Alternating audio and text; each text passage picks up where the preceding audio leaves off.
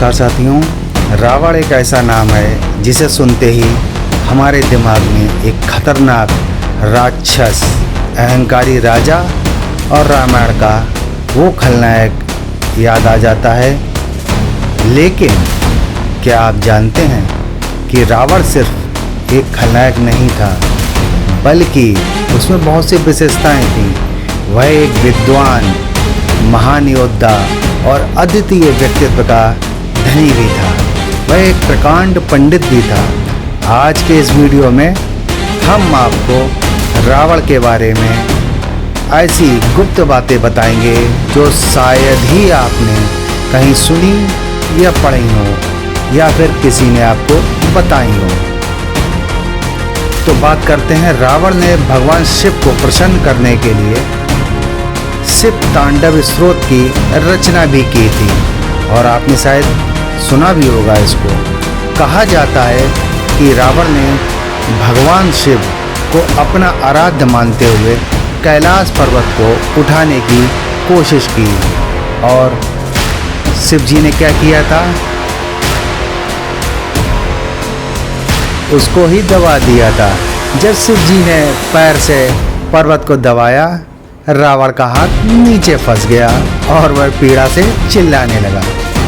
इस पीड़ा में उसने अपने अंगूठों से तार छेड़कर रुद्र वीणा बनाई और शिव तांडव का गायन किया।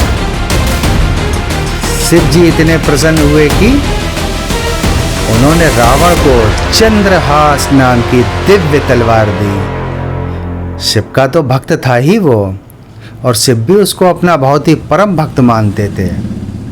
इसका मतलब यह है कि जिसे हम दुष्ट मानते हैं वह वास्तव में शिव का परम भक्त था, और जो शिव का भक्त हो सकता है वो दुष्ट कैसे हो सकता है? आप ही इसको विचार करिए। रावण ना सिर्फ योद्धा था बल्कि ज्योतिष और आयुर्वेद में भी निपुण था।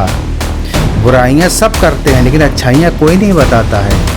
कहा जाता है कि जब मेघनाथ का जन्म हुआ तो रावण ने सभी ग्रहों को अपने अनुकूल स्थिति में ला दिया ताकि उसका पुत्र अमर हो जाए, उसे कोई मार ना सके।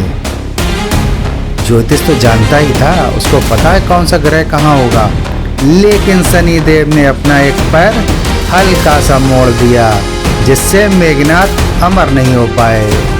शनिदेव को तो आप जानते ही हो, न्याय के देवता हैं।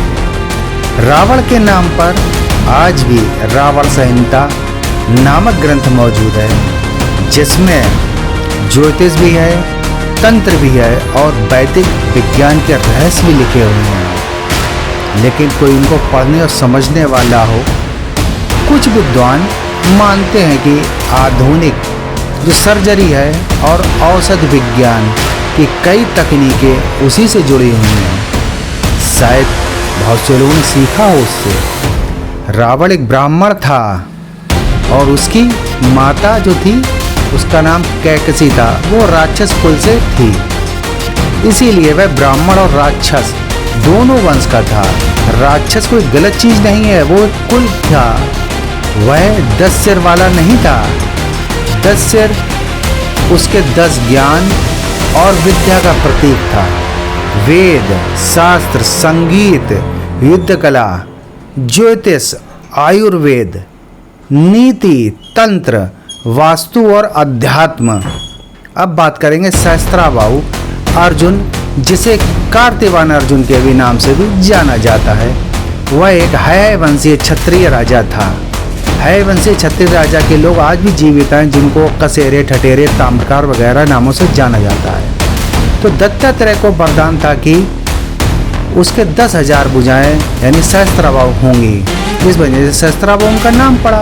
वह अद्वितीय बलशाली होगा भाई, जिसके हजारों भुजाएं होंगी, सीधी वह ताकतवर तो होगा ही। एक बार रावण अपने पुष्पक विमान पर सवार होकर नर्मदा नदी के किनारे से गुजर रहा था। सहस्त्राबाहु महाराज उस समय नर्मदा में अपनी रानियों के साथ जल क्रीड़ा कर रहे थे। राजा तो थे तो ये तो बनता ही है। और रावण अपने पुष्पक विमान से हवा में उड़ते हुए साथ जा रहे थे। सहस्त्राबाहु की ताकत देखिए। सहस्त्राबाहु के प्रभाव से उनका विमान ही रुक गया। रावण को यह बात नागवार गुजरी और उसने सहस्त्राबाहु को चुनौती दी। भाई ये भी नाक का सवाल हुआ। दोनों के बीच भयंकर युद्ध हुआ। सहस्त्राबाहु जो थे अपनी 1000 भुजाओं से रावण के सभी दिव्य अस्त्रों को रोक लिया। वो इधर से कोई अस्त्र चलाते, वो दूसरे हाथ से पकड़ लेते, वो इधर चला वो फिर पकड़ लेते। फिर उसने अपनी एक भुजा से रावण को भी पकड़ लिया और मजाक में उसको अपनी बगल में दबाकर कई लोकों में घुमाने लगा। इस लोक से उस लोक, उस लोक से इस लोक में घूमता रहा। रावण महाराज जी बगल में दबे हुए हैं और वो घुमा रहे। कहते हैं कि वह उसे पाताल, पृथ्वी और स्वर्ग तीनों लोकों में लेकर गया ताकि सभी देख सकें कि रावण जैसा अहंकारी भी उसकी शक्ति के सामने कुछ नहीं है। और सहस्त्राबाहु तो बलशाली थे ही। अंत में सहस्त्राबाहु ने रावण को छोड़ दिया और कहा, तुम में बल है, मानता हूं मैं, बुद्धि है, लेकिन अहंकार ही तुम्हारा विनाश करेगा। तुमको घमंड बहुत है अपनी शक्ति का।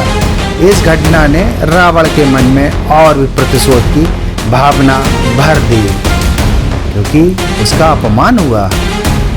उसने सहस्त्राबाहु की शक्ति को भी स्वीकार किया, क्योंकि ज्ञानी तो था वह। उसको पता था कि हम मुझसे भी बलशाली हैं। यह प्रसंग दिखाता है कि त्रिलोक विजेता रावण भी हर जगह अजय नहीं था। रावण की मृत्यु भी एक रहस्य थी। राम ने उसे सीधा नहीं मारा, बल्कि विभीषण के कहने पर उसकी नाभि में बाण मारा, क्योंकि रावण ने शिव से वरदान लिया था कि उसका सिर और हृदय अजय रहेंगे। आखिर समय में रावण ने लक्ष्मण को राजनीति और जीवन के गहरे उपदेश दिए, जिसे रावण नीति कहा जाता है। तो दोस्तों, रावण सिर्फ एक खलनायक नहीं था, समझ लीजिए आज, बल्कि वह एक विद्वान, शिव का महान भक्त और आदित्य व्यक्तित्व था। वह प्रकांड पंडित था।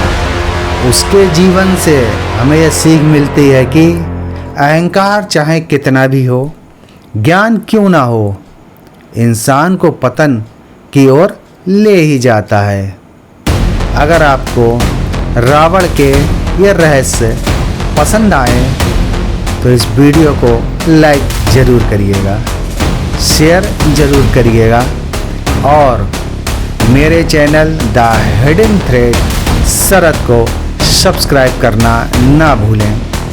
मिलते हैं अगले वीडियो में एक दिलचस्प रहस्य के साथ। तो इंतज़ार करिएगा, जल्द ही वो रहस्य मैं लेकर आपके सामने फिर प्रस्तुत होगा। धन्यवाद।